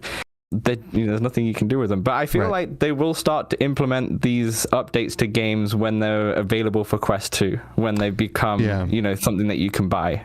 And that's important. The adoption rate for these controllers on the Quest 2 is important, because you're not going to have your normal everyday gamers picking up a Quest Pro over the Quest 2. It's just too expensive. When you could buy almost 4 Quest 2s for everyone in your family for the price of 1 Quest Pro. So if these controllers start to sell for Quest 2 owners, you will definitely see some implementation. But if not, you just might not until the Quest 3, right? Because it's all about, you got amazing products like haptic vests and all of these things, but it's still a battle to get people to implement them, because they say, okay, what's your numbers? What's the percentage of the people that own this game that own this product, right? Is it 1%? Well, we got other things to do that are really important for the 50%, the 80%, even the 30%, like you know what I mean? So we got to get up there in some numbers, and then you'll see some more implementations of some of this tech. And I just can't wait for it to be, I also think that the PSVR 2 will help adoption of some of the features of the Quest Pro, right? For sure. With dynamic foveated rendering, if they've already kind of created some stuff for the PSVR 2 version, maybe they'll say, well, it won't take that much to implement this on the Quest Pro, right? Because they're gaming centric, right? So they're going to use, they don't care about the social side, right? They want to use that eye tracking for gaming. And you saw it in the hype trailer that they have, with them using eye tracking, yes, for foveated rendering, but also selecting a weapon on a weapon wheel and firewall, which look cool. Like these, to me, the one of knowing if your eyes are open. To me, it's knowing whether or not your eyes are open. It was the most interesting version of it I've seen so far. Like some horror game that's like, don't close your eyes. Yeah. You can't close your eyes. You will not advance if you close your eyes. And you have to open them. I'm excited for that, because Rush of Blood on the PlayStation 1 was really fun. It was a really fun launch title for the PlayStation VR. Rush of Blood? And, that was the one that you're talking about for PlayStation VR 2 is like the spiritual successor to Rush of Blood. Made by, I believe it's Supermassive Games, Until Dawn creators. The Quarry is their latest game. As you can tell, I have a PS5, so I play a lot of flat screen games as well. But that's the kind of spiritual sequel to that game. And like you said, the fact that it's a horror game where it knows where your eyes are looking, so it knows where you're to scare you, and it knows when you're closing your eyes. Because I've played, I think Lies Beneath on the Quest 2, and I've gone through parts where I've just closed my eyes for a second because I know something's going to jump at me. That's the game I cowered in. Yeah. You can't do that anymore with the eye tracking. So I think they're going to make a lot of features for eye tracking, like a lot of fun gaming features, which that's why I can see the Quest 3, them trying to put eye tracking into it. All right, there's one more thing I want to get into before we wrap up the show. So we're going to go a little bit longer than we normally do. Okay. But have you guys ever seen Sword Art Online? The anime? No. So there's an anime. It's called Sword Art Online, and there's a couple of seasons of it, but the first season of it especially is insanely good. If you're into VR and you have not watched the first season of Sword Art Online, go watch it because you will love it. It is really, really good. It is an awesome anime about virtual reality, and the anime takes place in the year 2022, believe it or not. And in the anime, there is a piece of BCI, brain-computer interfacing technology called the Nerve Gear. And this is the tech that everyone uses to enter the virtual worlds in Sword Art Online. So there's a fateful day in the Sword Art Online universe, November 6th, and it actually just happened this week or last week. I guess earlier this week. And on November 6th, 2022, in the world of Sword Art Online, the Sword Art Online incident happens. And basically what happens is, thousands, a million people all put the headset on and go into this MMORPG that they all start leveling up in. And it turns out that if you get killed in this game, you die in real life. Like the nerve gear that's attached to your head, sends a bunch of microwaves to fry your brain. And if a family member comes by you and pulls the headset off of you, it also will do it. So there's literally once you get in, you're stuck. And everyone gets stuck in this virtual world until they can collectively beat the game. And if you're in there doing a dungeon with your homies and somebody misses a heal and that guy dies, that guy just died. He's dead in real life, hardcore mode times infinity. The game. Yeah. So really cool show. But the reason why I'm bringing it up is because something kind of crazy happened this week with Oculus founder Palmer Luckey, who just so happens to be a huge weeb. He loves anime and anime culture and all of this stuff. So he is obviously a fan of Sword Art Online. And to commemorate the day that it happened in the show, November 6, 2022, apparently Palmer Luckey invented a headset that will actually kill the user if they die in the game or if the headset is removed prematurely. Ultimately, I think it's just what the article says anyway. It's that it's synced up to a game over screen, where when the certain colors of the game over screen flash, it sends a signal to these charges that are lodged in the forehead of this headset that will Quest Pro just basically send shotgun blasts into your brain and kill you. So first of all, I'm wondering what does everyone think of this, because I cannot tell if this is real. There's a part of me that things, okay, cool joke, fun thing, thought-provoking, whatever. There's another part of me that knows that Palmer Luckey is insane, and he also works at in military defense and stuff like that, so he has access to anything that he would need to actually pull this off. And I wouldn't be surprised if this headset actually works. It actually does that. It might be real, and it might not be real. I can't tell. So I don't know. What do you guys think? I feel like if it was real, it would probably be on national news. If it was that level of, this could probably kill somebody. But does it actually kill someone, or does it just it has been getting picked up? I think that when the red starts to charge, that part is 100% real and actually happens.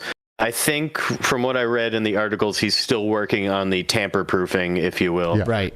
And judging that it is Palmer Luckey, I 100% believe that this device works and is real.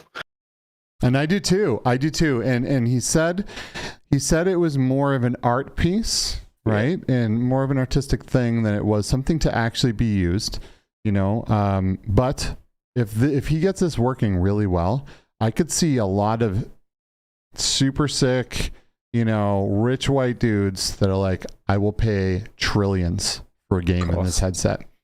Westworld. Yeah. You think that you think someone, I guess someone would do it, right? Absolutely. If we were okay, here's the sign up sheet. Absolutely. People would sign up for it? Yes. That's insane. I think they would. It's funny. Yeah. I was about to say the Black Mirror episode, which is kind of based off where I got my YouTube channel from, which is Playtest VR. It's called Playtest.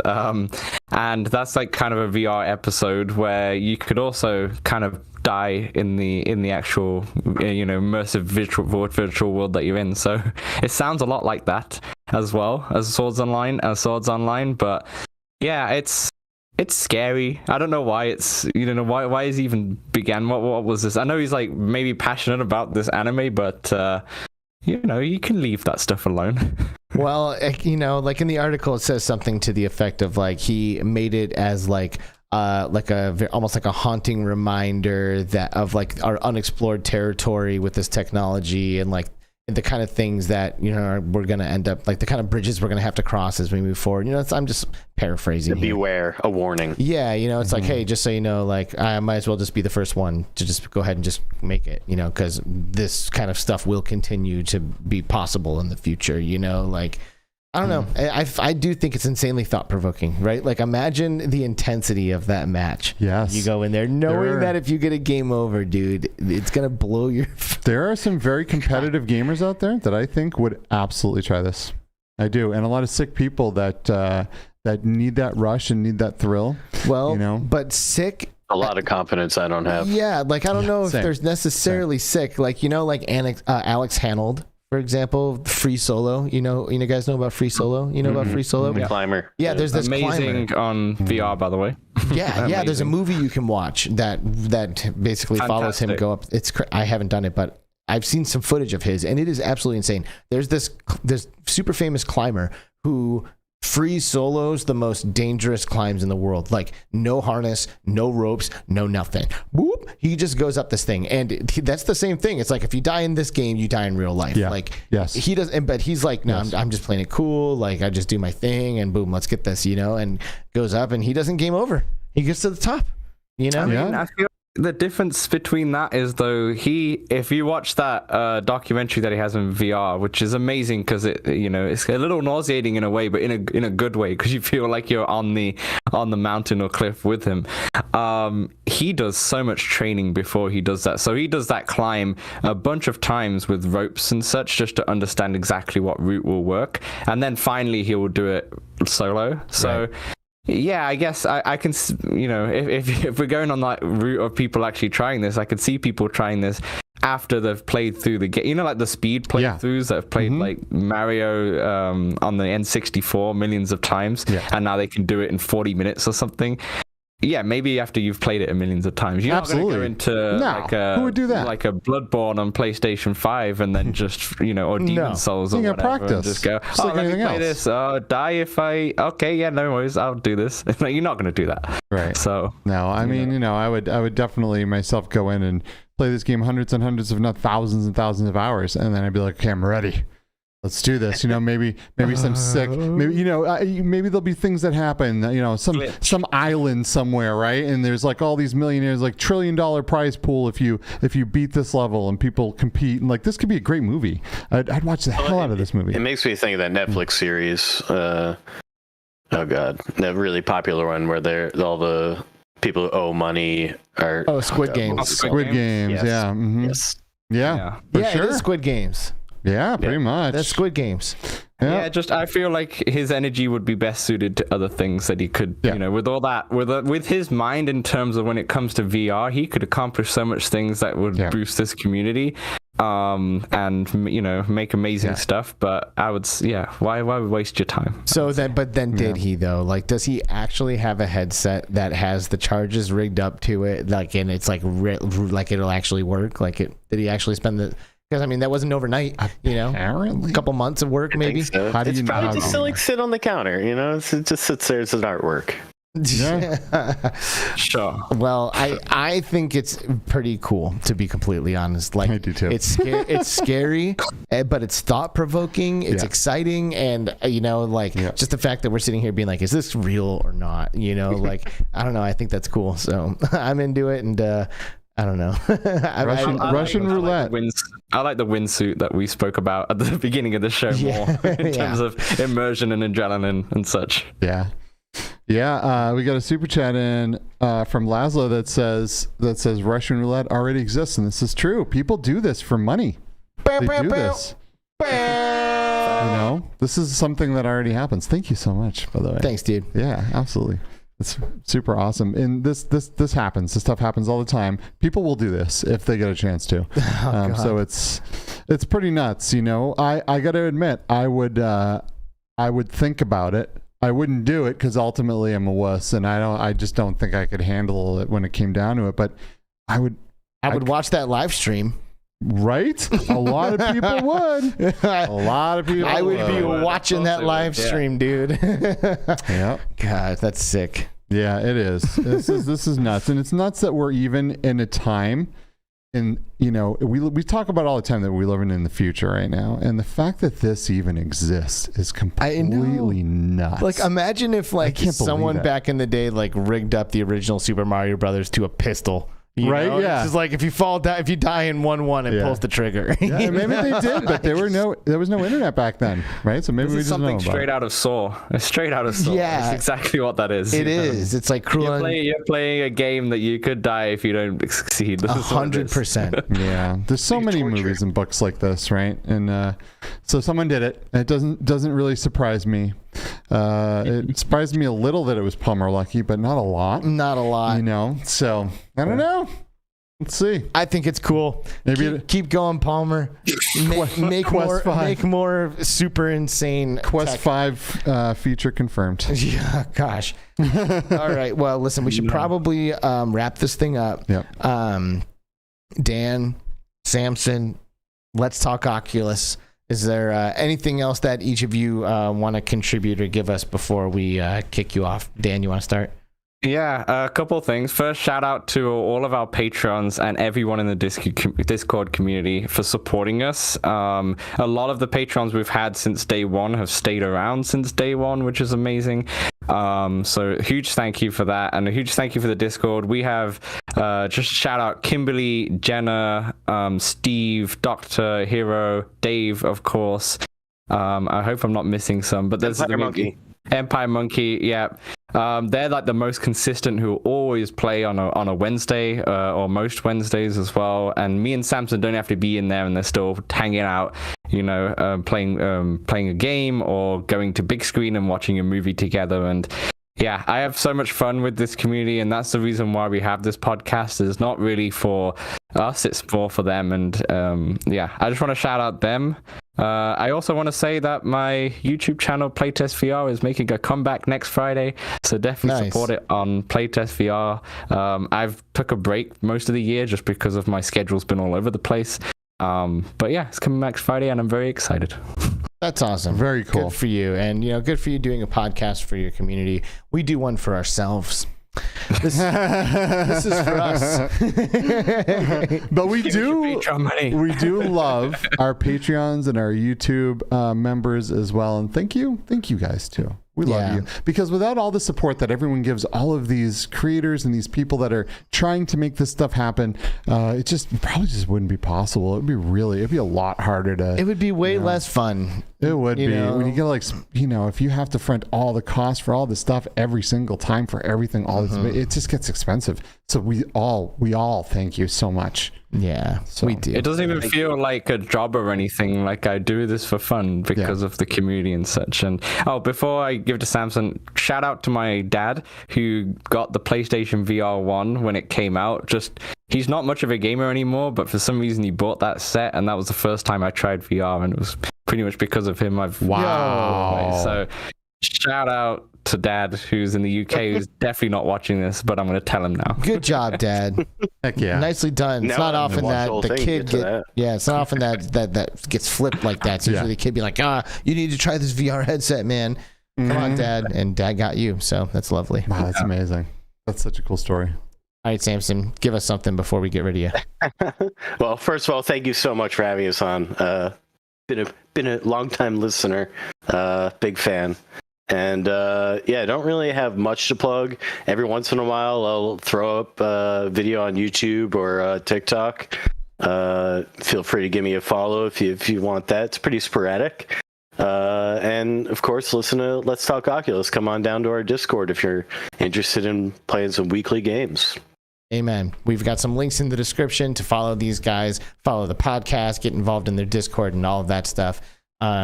Like I said earlier, it is always awesome to have other VR podcasters join us on the show. Just conversation, just so easy and just so natural. And, you know, as Skiva said, it always has decent equipment. So thanks for having some nice microphones. Thanks for being here and joining us for the show. And thanks for all that you're doing for VR. Yep. Thank you. By the way, Samson's in the intro to Between Realities. So it's very funny how he's in the intro, he's front row. And now he's actually on the podcast. So you are watching myself. You are right. You're one of the few people who answered that call and came into Neos and helped us film our little intro there. That is Thank you so much. That was fun. Yeah. Let's talk Oculus. Thank you very much. Say goodbye to the dudes, everyone. It's been a pleasure having you guys on. And bye. There they go. Just like that, they're gone. There they go. Bye-bye. Bye-bye. Well, that was really great. Listen, awesome. This was fun. Thank you all for sticking around and watching this slightly extended Between Realities episode. I wanted to talk about that Palmer Luckey thing, man. You know, dude, absolutely. That is so important. It's so huge. Yeah. No, absolutely. That is a big deal. Yes. It's so crazy. It's some crazy stuff, dude. Yeah, living in the future, brother. It's pretty exciting. Yeah. So thank you all for watching us and like I said, sticking around for the extra duration here on the live show. You know, Quick Cosplay and Jenna Wood and getting things done and Chroma Snare, and I saw Sir Studious 177 snuck in here earlier, and Mickey Burr, of course, Mr. Survivor. You've been chatting for a while. Great to see you, Mr. Survivor, as always. Laszlo 216, thank you so much for your support as always. And CreeperBetty, thank you for being here all the time. Chi-Town D, thank you as well, because you're great and you're just good at everything. And we love you guys. Yeah, so we love you guys really a lot. I am super exhausted, I gotta say. I've I appreciate you, Skiva, for helping me push through this episode today. You know, like I don't know what I would do without you. Wolfraza, Hussein X, Let's Talk Oculus again. Thank you guys all for being here. Do we know what we're doing next week? So next week we will not have a show. There's just no way we can fit it in. I will be at IAAPA in Orlando, Florida, which is a big amusement park event and family entertainment center event, which is absolutely massive now in VR because that's what everyone wants for all of these parks and attractions is VR. So I will be there with Vertigo Games and Springboard VR showing off the latest in arena scale virtual reality with a new title that I'm not allowed to talk about yet, and I want to because it's so sick. But if you're going to be in Orlando, tell us. I can't. I wish I could. You know, tell us. Are you serious? Yeah, right? Right? I know. So anyway, come on. You know, if you're over there, hit me up. If you're in Florida, I'll pop out. We can say hello to you guys. If you're at the event, come see us and play this thing I'm setting up. It's going to be a technical marvel, and it's going to be amazing, and it's going to blow your mind. No podcast next week? So no podcast. We not even pre-recorded? No, I leave the day after tomorrow. Unless we record tomorrow, there's just no way it can happen. Right. So well, it is what it is, I guess. Yeah. So we'll be back hopefully the following week, and we will see you guys then. Awesome. Well, stay in touch. Come and join us on Discord because it sounds like some Among Us might be going down tonight. Yes. And I really want to get into that. You're all sus. I'm going to murder you all too. Super sus. Thank you all for watching. We'll see you next time. All right. Bye-bye.